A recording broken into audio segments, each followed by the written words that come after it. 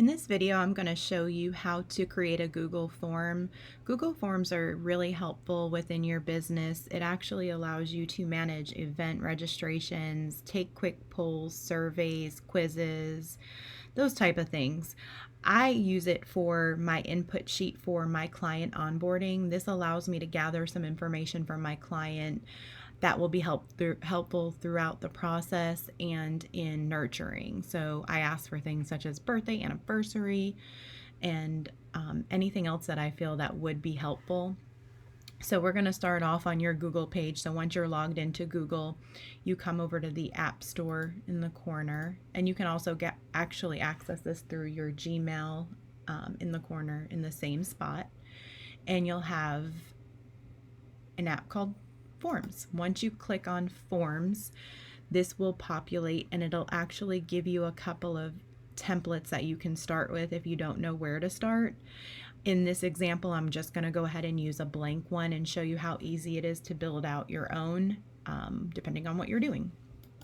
So click on that. This is going to populate, and this is where you're going to be able to create the name of it. This is, I'm just going to show you how to do a client info form.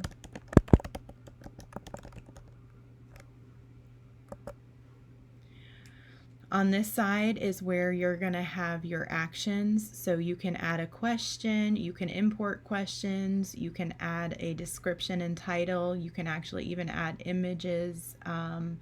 And when I say images, you can add your logo or a cute little picture if you want to break it up.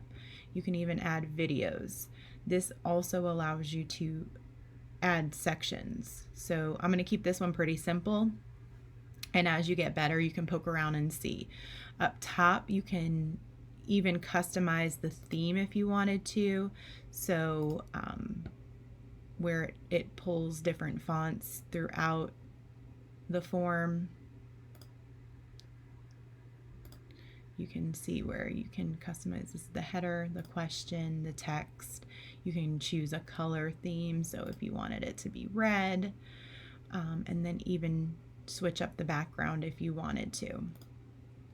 So for this, the first question is going to be name. Over here, it does give you the option of what type of answer you'd like to make it easier. So if you want a short answer, multiple choice, checkbox, drop down. Obviously for name, we want it to be a short answer, so we're going to keep it as that. And then I do want this to be required. You can have some fields that are not required. That is entirely up to you. I like to require the fields so that they have to go back and finish filling it out in order to proceed.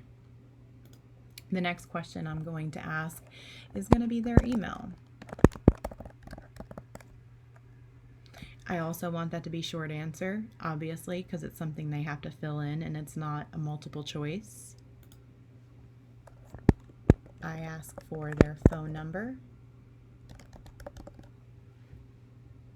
Same, and I did not put required. You do want to make sure if you want them required that you are toggling that over. Next question, I like to celebrate birthdays. So I want to know their birthday. See, it did automatically populate to month, date, and year. I do not want that because some people are funny about giving the year they were born. So I am going to keep this to short answer and require it. One of the other things that I like to ask is where they are in the process. So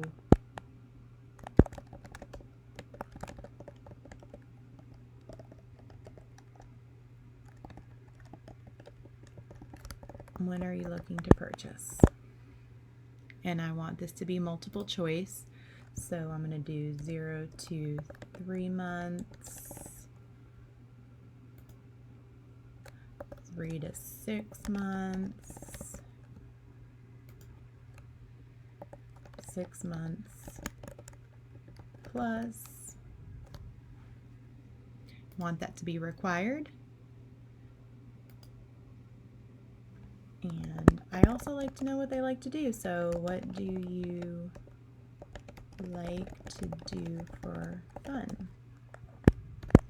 And I'm not going to require that because Obviously, some people do not like to share that information, and I'm just kind of showing you an example right now. So once you have all of your questions and it's complete, you can make this as long or as short as you'd like. You can come up here, and when you hit send, you can send this as a link, however you want to send it. If you want to send it as an email or like I said, a link. These are good if you have a landing page for your new clients, want to put it on your website. But if you want to send it to them directly, you can do it right in here. So responses, where does it go? You can link it to a sheet, which I love. Google Sheets are just like Excel forms, and all your information can be stored there. So when you come in here, you can create a new spreadsheet for it to be linked to. And then once they do start responding, that will go to the sheet. So you can see all of the questions that you were asking are at the top, and all of their answers will be right in here. So this is great if you wanted to import it to your database, your CRM, whatever you're using, or if you just wanted to house it in here for future reference. So again, once you create and you get the response, it comes right in there. So here's your Google form that you've created. They all stay in your apps responses, and here's your settings. You can customize it a little deeper if you'd like. You can see right in here some of the questions that it asks. Manage how responses are collected and protected. You can get a little bit more detailed. I ask for the email address, but you can also have it as when they start taking it, that it asks for it in the beginning. You can allow them to edit their responses as well. And then here's the biggest thing: restrict users to Carissa Mason Realty and its trusted organization. So most of your clients are not going to be within Carissa Mason Realty or whatever your business is. So you may want to toggle that off so whoever you share this sheet with can actually respond and access it. So, and that is it.